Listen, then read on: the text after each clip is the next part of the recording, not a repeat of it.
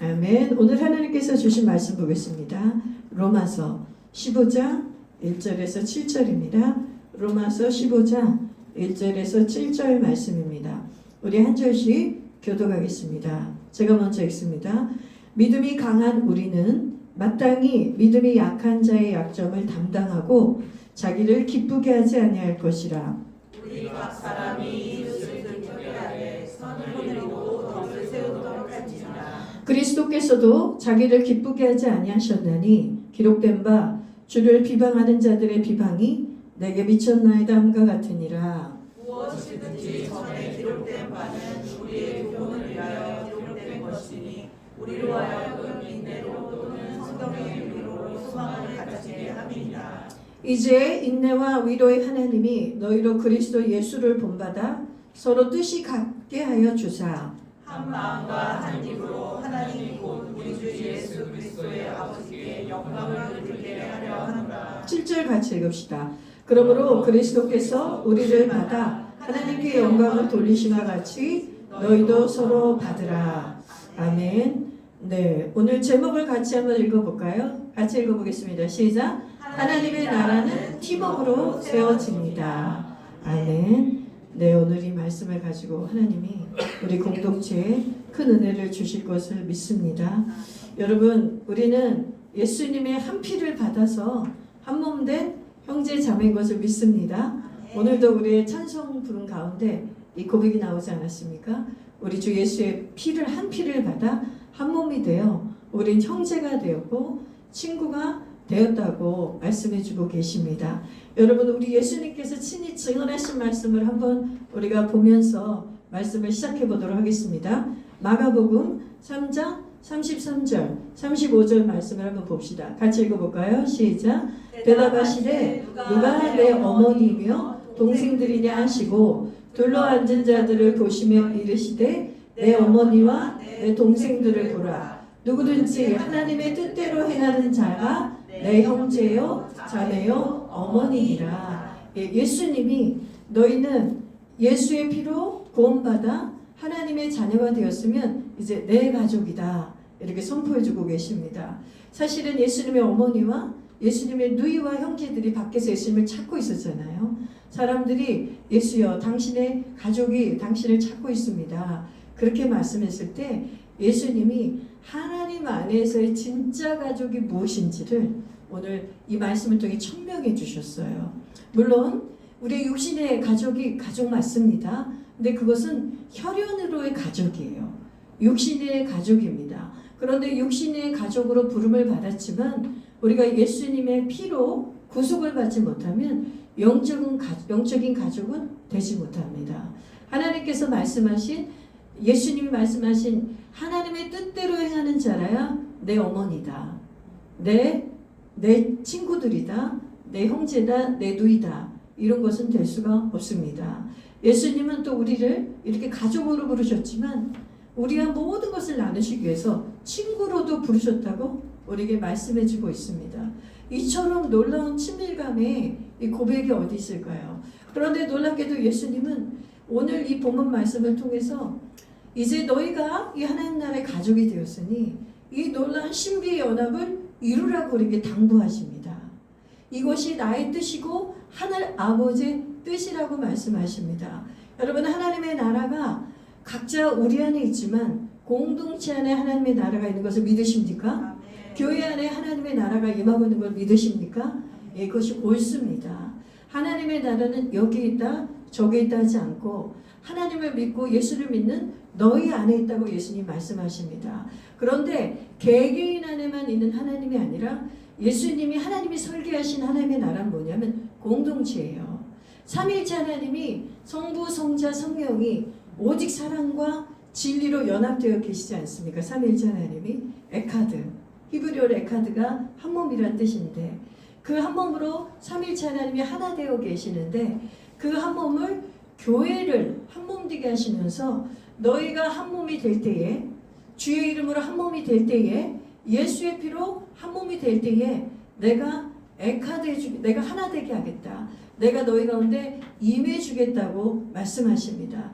그러면 우리가 이 하나님의 나라가 이 공동체로 팀웍으로 오직 연합함으로 세워지는 것인데 도대체 어떻게 이 팀웍을 우리가 우리 삶 속에 현실화하고 실제할 수 있는지 오늘 성경이 오늘 우리에게 조명해 주고 계십니다.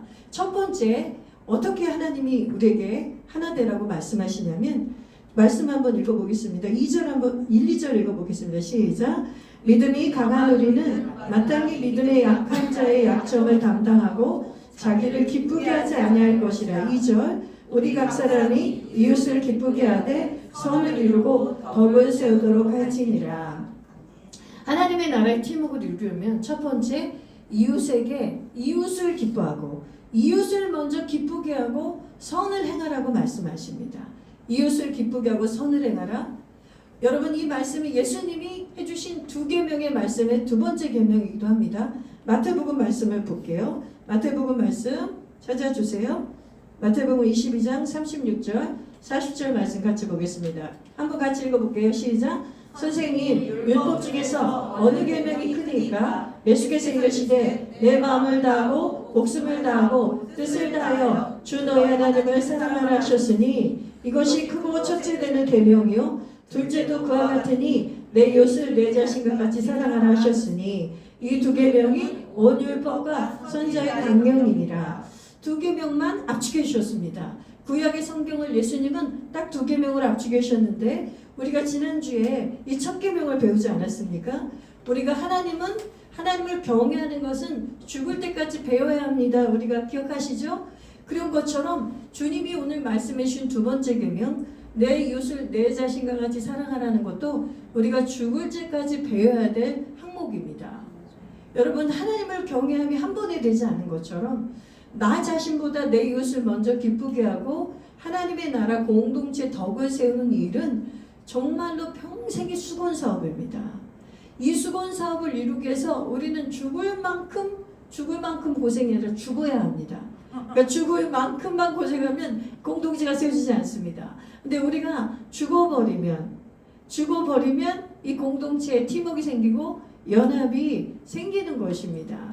여러분 하나님이 잘 생각해보세요. 하나님을 경외함과 이웃사랑은 완전히 하나입니다. 동전의 양면과 같아요. 동전의 양면입니다. 마치 사랑과 진리가 동전의 양면 아닙니까? 하나님의 성품 중에서 공의와 사랑이 동전의 양면 아닙니까? 어떤 것도 분리돼서 우리가 생각할 수가 없잖아요. 바로 하나님을 사랑하는 것과 이웃사랑이 하나입니다. 본질입니다. 하나님을 경외하고 하나님을 사랑할 때만이 이웃사랑이 증명이 되는 거예요. 그래서 우리는 하나님은 무엇을 보시냐면 너가 너 자신보다 공동체를 사랑하고 너의 이웃을 기쁘게 하는 것을 보면 네가 나를 사랑하는구나. 네가 나를 경외하는구나. 이것을 하나님이 보신단 말입니다. 예수님도 우리들 본이 되오셔서 오늘 3절에 보면 그리스도께서도 자기를 기쁘게 하지 아니하셨나니. 그럼 그리스도께서는 누구를 기쁘게 하셨을까요? 그리스도께서는 하나님을 기쁘게 하셨습니다. 하나님의 나라의 구성원이 되는 우리를 기쁘게 하길 원해서 십자가를 개의치 아니하시고 기쁨으로 감당하신 거예요. 히브리서 12장 2절에 보면 이런 말씀이 있습니다. 십자가는 부끄러운 것이거든요. 멸시받는 것이거든요. 참혹한 고문의 형틀이에요. 그리고 예수님이 성화에서는 예수님의 아래가 가려져 있지만 진짜 로마의 십자가형은 나체로 십자가를 받는 것입니다. 그럼 성인 남자가 발가벗겨진 채로 그리고 온몸이 채찍질로 피투성이가 된 채로 십자가에 못에 박혀서 매달린다는 것은 이 수치는 어떻게 말할 수도 없습니다. 형용할 수가 없는 것이에요. 수치뿐만 아니라 그 고통은 그냥 고문, 지옥의 고문 그 자체입니다. 그런데 히브리서 12장 2절은 뭐라고 얘기하냐면 그 십자가를 개의치 않았다고 얘기하세요. 그리고 십자가를 기뻐함으로 받아들이셨대요. 그 수치의 십자가를. 왜냐하면 예수님은 아버지를 사랑하셨고 두 계명을 이 십자가 안에서 이루신 거예요. 십자가 안에서 오직 마음과 뜻과 힘을 다해서 예수님의 아버지, 우리 그리스도의 아버지를 사랑하셨어요. 그분을 사랑하셨기 때문에 눈물로 복종하신 거예요. 십자가 죽으심으로 복종을 하신 거예요. 그런데 그걸로 끝난 게 아니에요. 아버지의 뜻을 이루기 위해서 십자가에서 죽으셨죠. 아버지를 기쁘게 하기 위해서. 그런데 아버지 뜻이 뭐냐면 너의 형제들을 구하라. 너의 누이들을 구하라. 내가 너의 아버지인 것처럼 너가 나의 맏아들이 되어서 너를 통해서 구원받는 수많은 나의 자녀들을 하나님 나라의 영적인 가족이 되게 하려고 우리 하나님께서는 그 하나님의 뜻을 예수님께 보이셨기 때문에 십자가에서 하나님의 뜻을 이루시면서 하나님을 사랑하며 복종했을 뿐만 아니라 우리를 기쁘게 하려고 우리를 구원해 주시려고 주님께서 그것을 개의치 않으셨다고 되어 있습니다. 그러니 너희도 마땅히 어떻게 해야 되냐면 너희가 나의 자녀가 되었느냐? 그러면 너희는 이웃을 기쁘게 해야 된다는 것이에요. 공동체 덕을 세우는 것이 너희의 마땅한 본분이라는 거예요. 여러분 말씀을 한번 우리 로마서 14장 그 앞장인데요. 7절 12절을 보겠습니다. 7절 12절 같이 보겠어요. 시작. 우리 중에 누구든지 자기를 위하여 사는 자가 없고 자기를 위하여 죽는 자도 없도다. 우리가 살아도 주를 위하여 살고 죽어도 주를 위하여 죽나니 그러므로 사나 죽으나 우리가 주의 것이로다. 계속 읽으세요. 이를 위하여 그리스도께서 죽었다가 다시 살아나셨으니 곧 죽은 자와 산 자의 주가 되려 하심이라. 내가 어찌하여 내 형제를 비판하느냐? 어찌하여 내 형제를 업신여기느냐? 우리가 다 하나님의 심판대 앞에 서리라.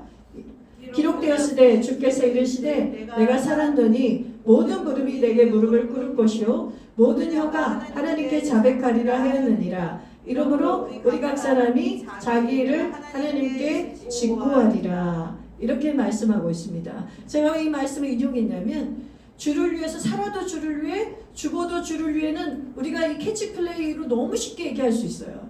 우리가 그렇게 거룩하게 기도할 수 있어요. 하나님 저는 살아도 주를 위해 죽어도 주를 위해 살겠습니다.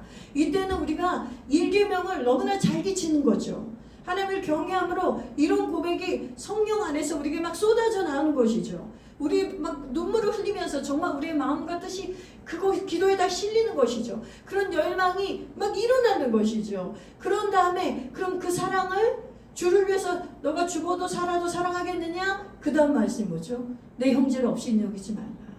내 형제를 원망하지 말라. 내 형제를 비판하지 말라. 그러면 우리가 공부를 할 때도 텍스트를 공부하지만 실천편이 있지 않습니까? 응용 있잖아요. 이것이 우리 믿음에도 똑같습니다. 우리 신앙생활에도. 너희가 일계명을 잘 지켰느냐? 나를 경외함으로 나를 사랑하고 있느냐? 나의 말씀대로 살기를 발버둥치느냐? 그럼 이 문제를 풀어봐라. 그럼 이 문제를 풀어봐라. 그러면서 우리를 공동체에 두시는 거예요. 믿음이 연약한 자들 틈에 두시는 거예요. 둘러보면 시험투성이 내가 정말 예배를 도무지 집중할 수가 없다. 저 사람 보면 시험이 들어서 예배를 집중할 수가 없다.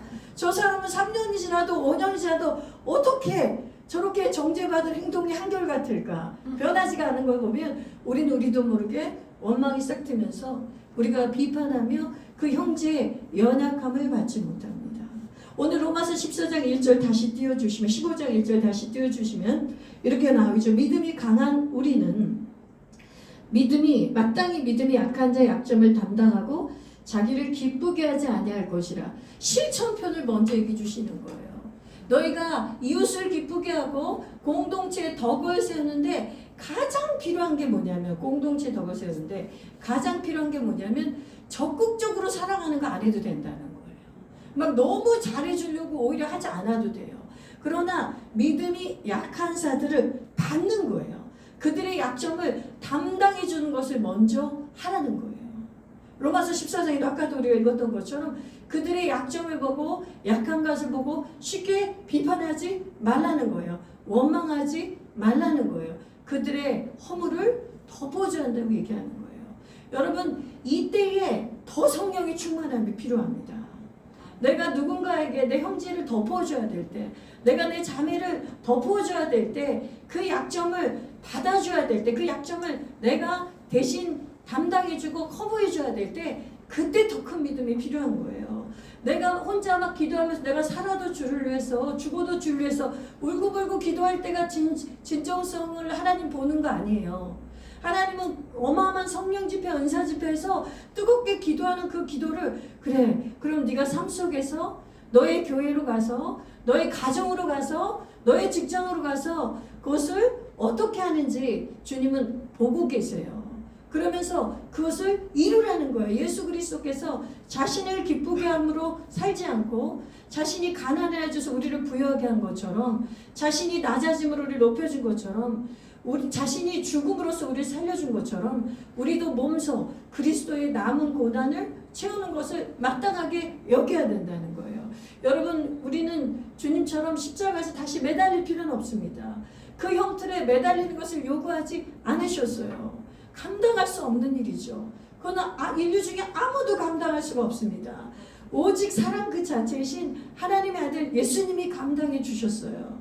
그럼 그리스도의 남은 고난이 뭐냐면 이 공동체 안에서 너희가 교회로 이루어 있는데 너희가 서로가 받아들여야 된다는 거예요. 여러분, 누군가를 믿음이 연약한 자든 나를 진짜 성가시게 하고 나를 바다하고 나를 힘들게 하고 굉장히 짜증나게 하고 나로 하여금 시험 들게 하는 사람들을 여러분 이해하려고 하지 마십시오. 이해하려고 하는 건 뭐냐면, 분석하고 이해하려고 하면 반드시 결과는 원망과 비난과 비판으로 결론을 맺게 되어 있습니다. 왜냐하면 나의 지정의로, 나의 인본주의적인 생각으로, 왜냐하면 나도 완벽하지 않은데 내가 보기에 그런 거 아닙니까?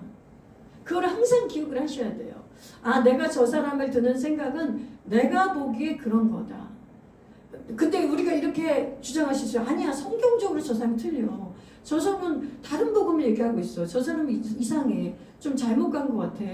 우리가 성경을 기억해내면서 나는 성경의 기준으로 저 사람을 판단하는 거야. 그런데 놀랍게도 하나님은 성경으로 분별을 하라고 그랬지, 너의 친구를, 너의 형제를, 자매를 성경의 잣대로 비난하라고 하진 않았어요.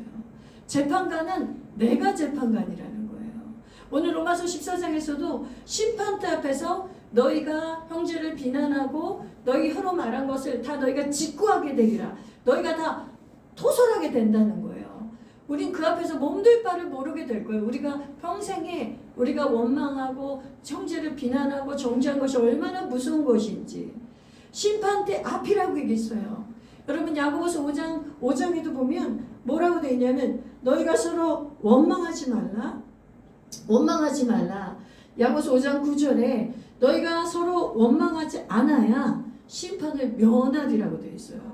성경은 굉장히 원색주의 무섭게 얘기합니다. 비난과 정죄와 비판에 대해서 심판대와 바로 연결해서 얘기해요. 야고보서에 다른 말씀이 다 있습니다. 너희는 형제를 비판하지 말라. 재판관은 내가 재판관이다. 하나님이 내가 재판관이다. 내가 가부간에 결정할 거고 내가 하나님이 재판하신다는 거예요.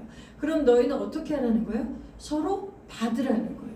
너희가 서로 받는 거 외에 우리 하나님께서 우리에게 요구하신 것이 없어요. 우리 한번 말씀 읽어볼까요? 여기 한번 읽어봅시다. 네, 7절 한번 읽어보세요. 7절 한번 읽어볼게요. 시작. 그러므로 그리스도께서 우리를 받아 하나님께 영광 돌리신 것 같이 너희도 서로 받으라. 주님이 하신 말은 아주 명료해요. 예수님도 하나님께 영광 돌리는 방법이 뭐였어요? 우리를 정죄한 게 아니었다는 거예요. 우리를 비난한 게 아니었다는 거예요. 너가 죄인이라고 비난한 게 아니에요. 하나님이, 예수님은 우리를 완전히 껴안아 버리심으로, 우리를 완전히 받아주심으로 하나님께 영광을 돌렸다는 거예요.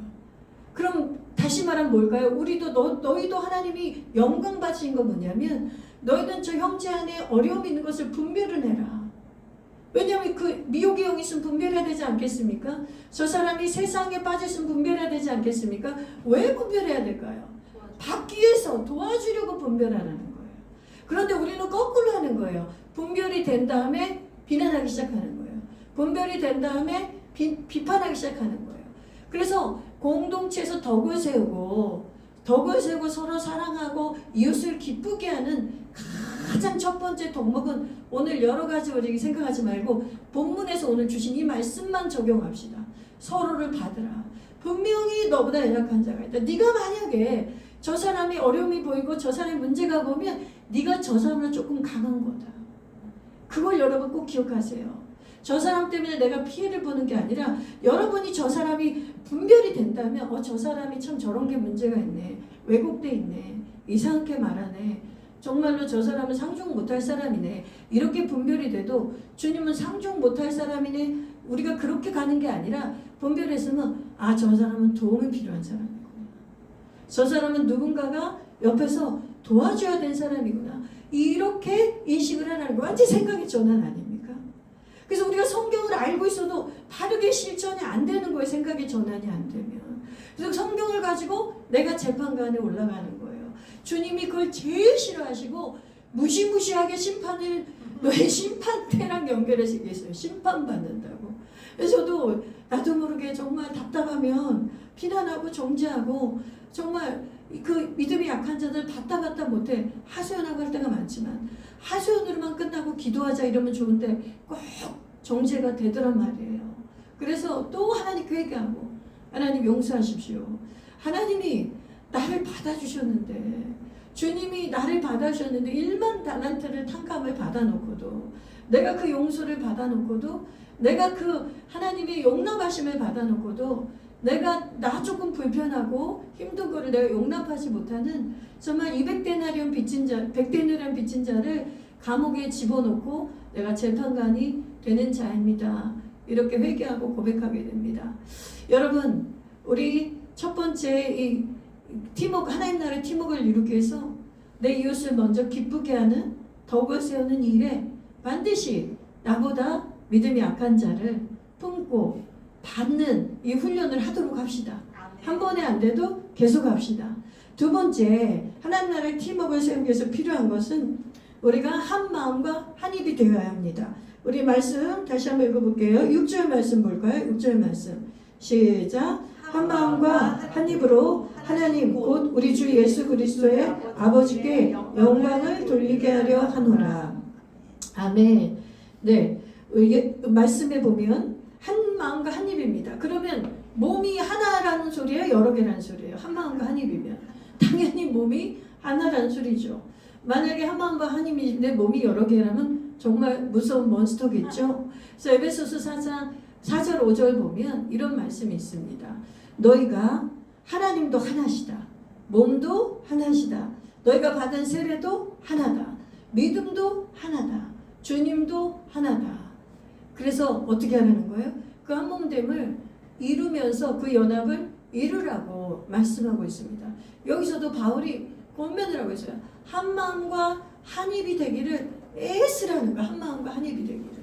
그럼 여러분, 한 마음과 한 입이 되기 위해서 우리는 어떻게 애써야 될까요? 오늘 제가 말씀을 성도들끼리도 어떻게 해야 되는지, 또 목사와 성도 사이에는 어떻게 하나됨을 위해서 서로를 바라보고 우리가 서로를 받아야 되는지 실천적인 것을 한번 말씀을 통해 우리 배워보도록 하겠습니다. 데살로니가 전서 2장 11절 12절 말씀 볼게요. 2장 11절 12절 같이 읽어봅시다. 시작. 너희도 아는 바와 같이 우리가 너희 각 사람에게 아버지가 자기 자녀에게 하듯 권면하고 위로하고 경계하노니 이는 너희를 부르사 자기 나라와 영광에 이르게 하시는 하나님께 합당히 행하게 하려 함이라. 아멘. 또 한 말씀 데살로니가 전서 5장 12절 13절 시작. 형제들아 우리가 너희에게 구하노니 너희 가운데서 수고하고 주 안에서 너희를 다스리며 권하는 자들을 너희가 알고 그들의 역사로 말미암아 사랑 안에서 가장 귀히 여기며 너희끼리 화목하라. 아멘. 예, 저희가 먼저 본이 되기 위해서 제 말씀을 먼저 적용해 보겠습니다. 저는 교회의 영적인 지도자로 부름받지 않았습니까? 오늘 말씀에는 영적 아비에 대해서 말씀하시는데 저는 영적 어미로 마땅히 여러분을 대해야 됩니다. 여러분을 사랑과 말씀의 권면으로 할 때 어미의 심정으로 하라고 성경은 되어 있어요. 베드로서 5장에는 너희가 약물을 칠 때 부득이함으로 하지 말고 자원함으로 하고 모든 약물에게 본이 되라고 말씀하셨습니다. 그러니 제가 여러분과 한 몸과 한 마음을 한 몸을 이루기 위해서 한 입과 한 마음이 되려면 제 마음 안에 어떤 태도가 있어야 되냐면 지도자나 리더의 마음에는 여러분들 중에서도 리더인 자들 있지 않습니까? 먼저 찬양팀을 인도하는 것도 리더십입니다. 리더십이에요. 앞에서 찬양 인도하는 건 리더십입니다. 여러분이 앞으로 세장의 리더가 된다면 리더입니다. 그러면 제가 지금 리더 입장에서 하나님이 적용해야 된 것이 무엇이냐면 한 마음과 한 입을 위해서 아비의 마음을 가지라는 거예요. 영적인 어미의 마음을 가지라는 거예요. 다시 말하면 누구의 마음입니까? 예수 그리스도 주님의 마음을 가지고 권면하고 위로하고 경계해 줘야 되는 것입니다. 정말 이 말씀 앞에서 몸부림칩니다. 하나님, 내가 선생만 되지 않게 해달라고. 선생만 돼가지고는 절대로 영혼들이 변화되지 않더라고요. 저보다 좋은 선생은 어마어마하게 많습니다. 여러분 유튜브에 봐도 말씀을 쪼개고 분석하고 또 영감 있게 전하시는 목회자들이 얼마나 많습니까? 여러분들이 저에게 갈급한 것을 다 채우지 못한 분들은 이단권은 절대 보지 말고 좋은 우리 목사님들의 말씀들을 유튜브를 통해 보시고 공부하시기 바랍니다. 좋은 책도 읽으시기 바랍니다. 그런데 하나님은 선생과 제자가 아니에요. 교회는 몸이에요. 몸. 그리스도의 몸. 그럼 몸에서 하니까 한 몸이 되려면 오직 사랑으로 연합이 되어 있어야 돼요. 지도한 자는 오직 그리스도의 마음으로, 사랑의 마음으로. 근데 그 사랑의 마음이 인간에게 가장 찾을 수 있는 게 아비와 어미이기 때문에 아비의 심정으로, 어미의 심정으로 그들을 온유함으로 양육하고 말씀으로 훈계하며 이렇게 같이 한 입과 한 몸을, 한 마음을 이루라는 거예요. 그리고 제가 두 번째 데살로니가전서 5장을 읽어드린 건 뭐냐면, 여러분들이 성도들이 지도자에게서 어떻게 마음을 가져야 되는가? 다시 한번 보세요. 너희에게 구하노니 너희 가운데서 수고하고 주 안에서 너희를 다스리며 권한 자들을 너희가 알고 귀히 여겨야 된다는 거예요.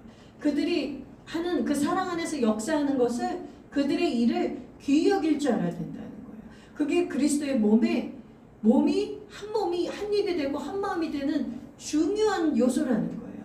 지도자는 이 성도들을 한 몸으로 내 몸과 같이 귀하게 여기고, 성도들은 지도자를 그 역할을 정말 귀하게 한 몸으로 여기고 서로 알아주고 서로 귀히 여기며, 그래야 한 마음과 한 입으로 일치될 수가 있다는 거죠. 만약에 지도자의 결함도 보이죠. 당연히 지도자의 약함이 보이죠. 저도 제가 여러분을 볼 때 여러분 안에 연약함과 결함이 보이죠. 근데 우리가 그것을 정죄하고 물고 뜯으면 이 몸은 어떻게 될까요? 찢어지는 것이죠. 원망하면 어떻게 될까요? 찢어지는 것이죠.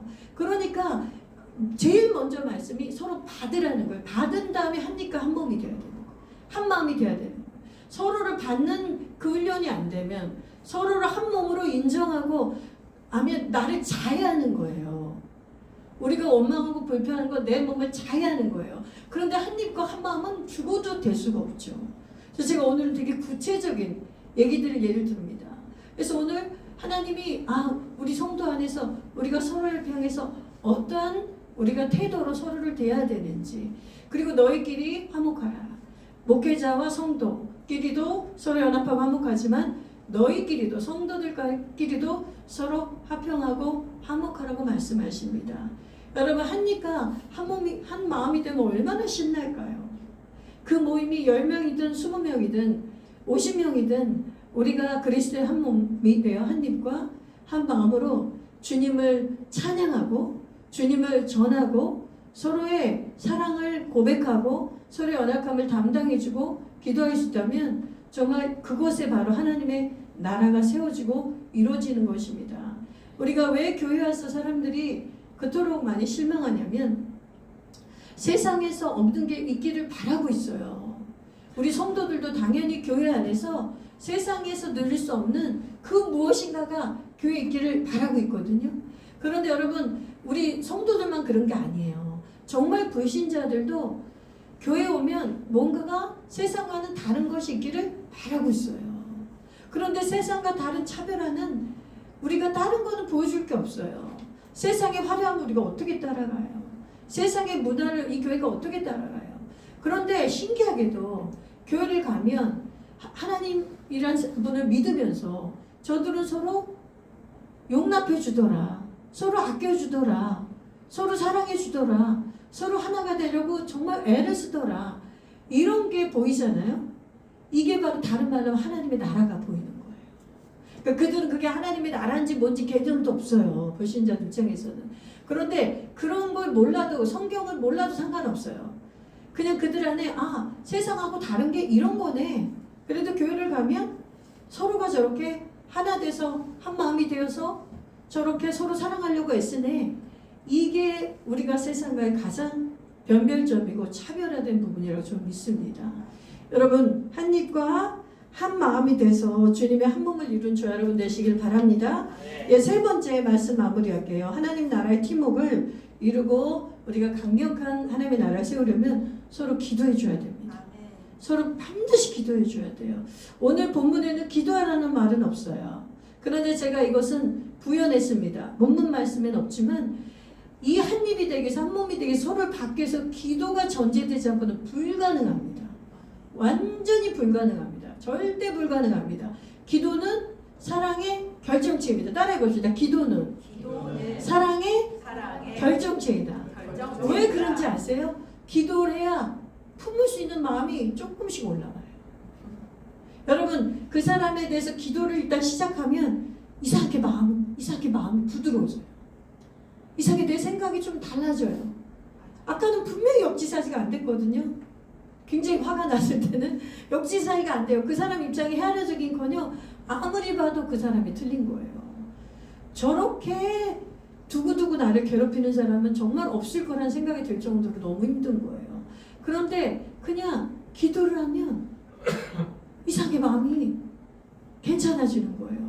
제가 최근에 어떤 분이 직장에서 누가 괴롭히면 자기를 괴롭게 한다고 그래서 그분을 위해서 기도했어요. 근데 그분을 기도했는데 그분을 막 기도하는데 하나님 왜 그렇게 미운 눈으로 볼까요? 우리 사랑하는 성도를 제발 호의를 베풀게 해주세요. 미운 눈이 아니라 그 사랑하는 우리 성도를 좋아하는 눈으로 잘하는 것도 많은데 장점도 많은데 그렇게 보게 해주세요. 그런데 하나님이 막 그 사람의 구원을 위해서 기도하게 하는 거예요. 나는 그 사람을 위해서 성도를 기도하고 성도를 위해서 기도했는데 이상하게 그 기도가 끝나자마자 하나님 그 사람 구원해달라고, 그 사람 예수님 믿게 해달라고. 저도 깜짝 놀랐어요. 나는 오히려 그 안에 있는 악한 영을 쫓아내려고 막 그 악한 영을 대적기도 하려고 막 벼르면서 기도 시작했는데 놀랍더라고요. 그래서 제가 그래, 디모데전서 4장 2절의 말씀처럼 하나님은 모든 사람이 구원을 받으시기를 원하시잖아요. 그래서 오래 참으신 하나님, 그런 하나님이시구나. 내가 언제쯤에 하나님의 자비를 배울 수 있을까? 저도 그래요. 기도하지 않으면 당장 그 악한 영을 대적해야 되겠다는 그런 생각, 싸우려고 들어요. 일단 대적하고 일단 악한 영을 다 끝내고 그 다음에 이제 하나님이 시키는 기도를 해야 되겠다. 그런데 하나님 앞에 기도 시작하면 정말 예상 밖의 기도가 막 벌어져요. 여러분 그런 경험 해보셨어요? 기도해야 이상하게 사랑이 흘러가요. 그래서 여러분이 그 사람을 위해서 여러분을 괴롭게 하는 자들, 또 공동체에서 나에게 시험을 주는 자들을 위해서 기도하기 시작해보세요. 아멘? 기도하기 시작해서 목사는 성수와 재단의 직무가 기도니까, 말씀과 기도니까 저는 정말 기도할 수밖에 없습니다. 여러분 그래서 제가 어떻게 보면 복받은 사람이에요. 내 직무 때문에도 기도를 해요. 여러분이 이뻐서가 아니라 저도 여러분이 막 가만히 있는데 예뻐지진 않아요. 제가 진짜 실제로 얘기합니다. 저 가만히 있는데 여러분이 막 예뻐지고 막 사랑스럽고 그렇진 않아요. 근데 놀라운 일이 벌어져요. 기도를 하잖아요. 다 금쪽이로 변해. 다 금쪽이. 다 금쪽이. 기도하면 갑자기 내 성도들이 이름을 하나씩 부르면서 이러면 우리 신경호 금쪽이, 우리 어린이 금쪽이, 봄이 금쪽이, 민준이 금쪽이, VVVIP로 변해요. 진짜 성령님이 나를 장악하면 완전히 다른 관점이 열려요. VIP라고 그랬거든요. 그럼 나를 더 힘들게 하면 V가 하나 더 붙어요. VVIP라고 그래요. 기도하면. 그럼 나를 정말 힘들게 해요. 너무너무 고통스럽게 하면 VVVIP래요. 저는 이 음성을 한두 번 들은 게 아니에요. 제가 이 음성을 기도할 때마다 듣기 때문에 이 삶을 감당할 수 있는 거예요. 제가 만약에 돈을 벌려고 목회를 감당한다면 여러분 벌써 조기 은퇴했습니다. 정말 하기 힘든 일입니다. 벌써 조기 은퇴했습니다. 내 사랑으로, 내 성정으로 너무너무 힘든 거예요. 나를 부인하기가. 그런데 기도하면, 그러니까 너무 힘드니까, 내 힘으로 못 이기니까 나는 목사가 성경대로 하려면 약물의 본이 돼야 되고 어미가 돼야 되는데, 어미가 자식을 돌보기 싫은 마음이 드는데 어떻게 이걸 감당을 해요? 그러니까 그냥 울부짖는 거예요. 주님 앞에 기도하면서. 그러면 한 번도 은혜를 안 주신 적이 없어요. 한 번도. 아시죠? 그런 기도 굉장히 응답이 빨리 되는 거. 주여 하고 아버지하고 하면 그냥 눈물이 콸콸콸 쏟아지면서 일단 내가 마음이 녹아야 그들을 진짜 기도할 수 있으니까 나를 막 녹여버리죠. 우리 주님이. 나를 위로해 주시고, 그러니까 하나님이 친히 나의 아버지시니까, 우리 주님이 나의 신랑이시니까 나를 녹여요. 그런 다음에 막 기도를 하게 해요. 그럼 기도를 하면 진짜 사랑이 생기더란 말이에요. 너무 신비한 체험이에요. 베드로전서 4장 7절에 8절에 보면 만물이 마지막이 가까웠으니 너희가 정신을 차리고 근신하여 깨어 기도하라. 그 다음에 바로 이어진 말씀이 뭔지 아세요? 뜨겁게 서로 사랑할지니 사랑은 허다너무를 덮느니라. 사랑부터 하라고 안 한다니까요. 못 한다니까요. 사랑부터 할 능력이 우리한테는 없어요. 아멘이십니까? 아멘. 없습니까? 우리가 서로가 받을 수 있는 능력이 없는 자들이에요. 그런데 그걸 서로 받아보려고 하면 문제가 생기는 거예요. 그러니까 나는 저 사람 한 명도 받을 수가 없다고 인정하고 주 앞에 무릎을 꿇어야 돼요. 주님, 저 사람을 받을 능력이 없어요. 저는. 주여, 저를 긍휼히 여기세요. 저를 도와주세요. 오늘도 은혜를 베풀어 주세요. 그렇게 기도하다 보면 위로부터 은혜가 온다니까요. 그래서 그냥 마음이 녹으면서 그냥 그 사람에 대한 그 맺혀진 게 확 풀어지면서 이제 그 사람을 향한 기도가 나와버린다니까요. 그래야 기도가 그 사람을 향해서 기도가 나오면 그 다음에 어떤 일이 벌어지냐면 그 사람을 받을 수가 있고 그 사람에게 어떻게 해줘야 되겠다 구체적인 것까지 알려주세요. 여러분 그것까지 받으시기 바랍니다. 그 사람을 받는 걸로 만족. 그래 내가 용납하자. 그래 내가 저 사람은 도움이 많이 필요하구나. 거기까지 인식만까지 가지 말고 기도를 하면 어떻게 도와줘야 될지 지혜가 있네요. 어떻게 도와줘야 될지까지 받으셔야 돼요. 아시겠어요? 그런 다음에 진짜로 도와줘야 돼요. 그러면 거기에서 한 몸됨을 이루는 거예요. 그 사람이 알아먹든지 못 알아먹든지 전혀 상관없어요. 그거 여러분 다 포기하세요. 내가 이쯤 10개쯤 양보했으면 지도 1개 양보하겠지. 그런 거 생각하지 마세요. 그런 거 생각하면 이 일을 못해요. 진짜 일을 못해요.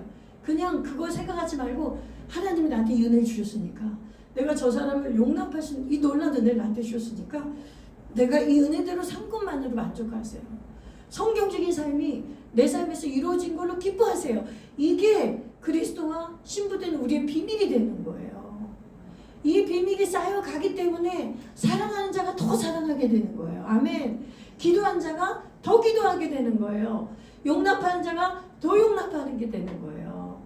여러분 이 은혜 안으로 들어가시길 바랍니다. 그러면 더 이상 내가 져야 될 십자가가 그리스도의 남은 고난을 채우는 게 왜 이렇게 힘들단 말인가. 서로가 정말 교회 다니는 건 피곤한 일이다. 정말 코로나 할 때 너무 좋았는데 유튜브에서 그냥 은혜로운 우리 목사님 말씀 듣고 찬양 같이 따라 부르고 나하고 하나님만 관계하면 되고 그런데 나랑 너무나 맞지도 않고 내가 교회가 아니었으면 절대 만나기 싫은 저 사람이 매주 주일마다 교회에서 마주쳐야 되는데 여러분이 진짜 근데 그게 하나님의 나라가 세워지는 비밀이랄까요? 여러분 기준으로는 나의 인간적인 생각으로는 어딜 가도 절대 친구도 만들지도 않고 사람으로도 보지도 않고 상대도 안 할 그 사람을 내가 형제로 받아들이는 거예요. 아멘. 내가 그 사람을 자매로 받아들이고 이게 놀라운 하나님의 자녀가 되는 거라니까요. 하나님은 이제 그거를 원하세요. 내가 대단한 거 우리들은 하나님이 뭘 대단한 걸 원한다고 생각을 해요. 그게 아니라 하나님은 정말 지속적으로 얘기합니다. 네가 나를 사랑하느냐? 내 양을 치라. 네가 나를 사랑하느냐? 내 양을 먹이라. 네가 나를 사랑하느냐? 형제를 용납해라. 네가 나를 사랑하느냐? 네가 서로 간에 서로를 받으며 나에게 영광 돌려라. 너희가 서로 사랑하면 외인들이 다시 말하면 세상 사람들이 너희가 내 제자인 줄 알게 되리라고 말씀하셨습니다. 여러분 말씀을 마치겠습니다. 오늘 말씀을 마치겠어요. 우리 예수님께서도 오늘 분명히 6절, 5절 다시 한번 보겠습니다. 5절, 6절, 7절 다시 한번 읽어보고 오늘 이제 말씀 마무리할게요. 5, 6, 7절 시작. 이제 인내와 위로의 하나님이 너희로 그리스도 예수를 본받아 서로 뜻이 같이 하게 하여 주사 한 마음과 한 힘으로 하나님 곧 우리 주 예수 그리스도의 아버지께 영광을 돌리게 하려 하노라. 그러므로 그리스도께서 우리를 받아 하나님께 영광을 돌리신것 같이 너희도 서로를 받으라. 아멘. 오늘 이 말씀을 받음으로 우리가 서로를 받음으로 서로를 사랑하고 그리고 서로 기도해주고 합립과 한마음이 되므로 하나님께 영광을 돌리는 저 여러분 되시기를 주님의 이름으로 축원합니다. 아멘.